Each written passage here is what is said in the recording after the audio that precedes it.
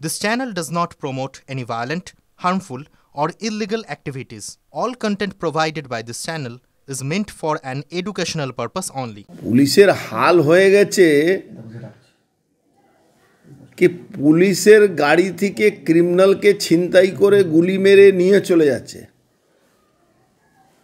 আর কিছু লোক বড় বড় লম্বা লম্বা কথা বলে যেতে তুমি এক মারোগে তো हम चार मारेंगे।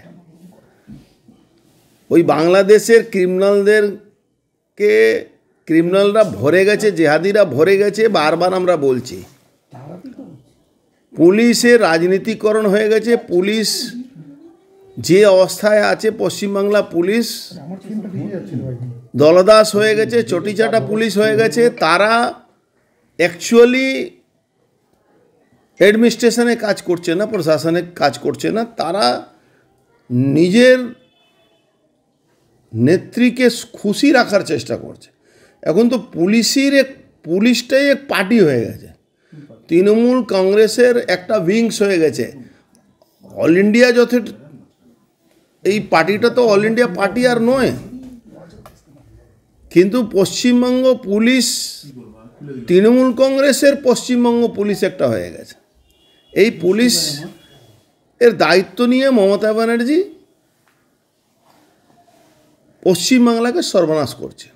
2015 সালে একজন ডাক্তারবাবু কমপ্লেন করেছেন কি এই স্লাইন দিলে মায়েদের অসুবিধা হচ্ছে। অফিসিয়ালি কমপ্লেন, তাকে সাসপেন্ড করা হলো, তিনি চাকরি ছেড়ে দিলেন। কালকে উনি একটা মিডিয়া চ্যানেলে আমি দেখলাম উনি উপস্থিত হয়ে এই কথাটা বলেছেন, চিঠিও দেখানো হয়েছে। এরপরেও ডাক্তার সাসপেন্ড হচ্ছে। কি করে পশ্চিমবাংলায় এটা পসিবল? এখানকার মানুষ কি করে হজম করছে? এখনও গণবিস্ফোরণ হচ্ছে না কেন? আমাকে ডেকেছে কোন কেসে? 2016 সালে পিপিপি মডেলে এক্সপ্রেশন অফ ইন্টারেস্টে ডাকা হয়েছিল। 3টে কোম্পানি ই টেন্ডার হয়েছে, 3টে কোম্পানি পার্টিসিপেট, 3টে না 4টে কোম্পানি পার্টিসিপেট করেছে। সেখানে একজন কোম্পানি কাজ পেয়েছে। তারপরে কাজ কমপ্লিট হয়ে 18 সালে সিসি নিয়ে নিয়েছে। এরপরে ওই কেসে এফআইআর করে, কে এফআইআর করছে? যিনি নিজে সই করেন না, পৌরসভার চেয়ারম্যান, তিনি নিজে সই করেন না, পৌরসভা আসেন না, সবসময় ঘুমিয়ে থাকেন। 86-87 বছর একজন বৃদ্ধা, তার ছেলে তার মেয়ে তারা সই করে চেয়ারম্যানের।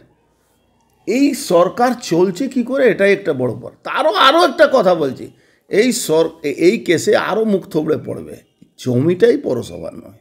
আবার 21 তারিখে আছে ওই শুভেন্দু অধিকারীকে মমতা ব্যানার্জি জেহাদিদেরকে দিয়ে খুন করাবার চেষ্টা করছেন।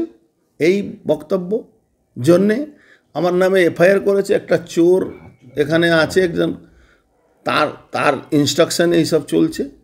আমি তো আবার একটা কথা বলে দিচ্ছি, মমতা ব্যানার্জির পুলিশের উপরে আমাদের ভরসা নেই। মমতা ব্যানার্জি সৎ সাহস থাকে, তাহলে এই যে আমি চ্যালেঞ্জ করেছি কি মমতা ব্যানার্জি জিহাদিদের সঙ্গে হাত মিলিয়ে শুভেন্দু অধিকারীকে মারিয়ে দেওয়ার চক্রান্ত করছেন, এই মামলাটাকে সিবিআইকে দিয়ে দিন। এই যে যিনি, আমি যে মিথ্যা কথা বলছি, আমাকে কেন ডেকেছে? ডাকবে। আমার কাছে কি সোর্স আছে? সুপ্রিম কোর্টের রুলিং আছে। আমি আমার সোর্স তোমাকে বলবো নাকি? তুমি পুলিশের লোক আছে, তোমার কাজ আছে। আমি তো পলিটিক্যাল লোক। আমি একটা কথা বলবো, তুমি ওই সোর্সটাকে যাচাই করবে। যাচাই করে তুমি ওটাকে প্রোটেকশন দেবে। সেন্ট্রাল গভর্নমেন্টের ইন্টেলিজেন্স ব্রাঞ্চ বলছে কি হ্যাঁ ওনার উপরে থ্রেট আছে, আর আমি যখন বলছি তখন আমার নামে এফআইআর করছে। তো মমতা ব্যানার্জি এটাকে সিবিআই ইডিকে দিয়ে দিন, আর নালে আমি আজকে 21 তারিখে আমার ওই কেসের ডাক আছে। ইনভেস্টিগেশনের পরে আমি কোর্টে যাব কি এই মামলাটাকে সিআইডি হাত থেকে তুলে এনআইএকে দেওয়া উচিত। কেন এই মামলা পশ্চিমবঙ্গ পুলিশ যে একটা আসামিকে রুখতে পারে না, বাংলাদেশ থেকে ক্রিমিনাল এসে আসামিকে পুলিশকে মেরে চলে যাচ্ছে, এখনও পুলিশ কেন বিদ্রোহ করছে না? আমি এটাও ভাবাই। পুলিশের মেরুদণ্ড ভেঙে গেছে, কী করবে? বুদ্ধবাবু আজকে নেই, কিন্তু আমি তো বুদ্ধবাবু ব্যাপারে আগেও বলেছি। মনোজাইম কিটের সময়ে বুদ্ধবাবু অ্যারেস্ট করেছিলেন। গোবিন্দ সারদাকে। তো আজ পর্যন্ত ঘোষবাবু অ্যারেস্ট হচ্ছেন না কেন? হুই ইজ ঘোষবাবু? ঘোষবাবু কে, কী সম্পর্ক আছে? সব জায়গায় একটা ঘোষ বেরিয়ে যাচ্ছে কোথা থেকে, আরজি করে ঘোষ, আর এই কেসেও স্যালাইন কিটের কেসে ঘোষ। এই ঘোষটা কে? এই ঘোষটাকে তো খুঁজে বের করতে হবে। এটা তো মমতা ব্যানার্জি পুলিশ ঘুষ বের করতে পারবে না। এই ঘোষটাকে তো বের করতে হবে সেন্ট্রাল এজেন্সিকে। মেরে দেওয়ার চক্রান্ত চলছে এখানে। যারা মমতা ব্যানার্জির বিরুদ্ধে কথা বলবে তাকে মেরে দিতে হবে, নালে তার এগেনস্টে এমন তাকে হ্যারাস করতে হবে, সিআইডিকে দিয়ে বারবার ডাকতে হবে। কিন্তু এরা জানে না আমরা ব্যারেকপুরের ছেলে, এখানে রোজ কেস খেয়ে খেয়ে খেয়ে সিপিএমের আমল থেকে আমি বড় হয়েছি।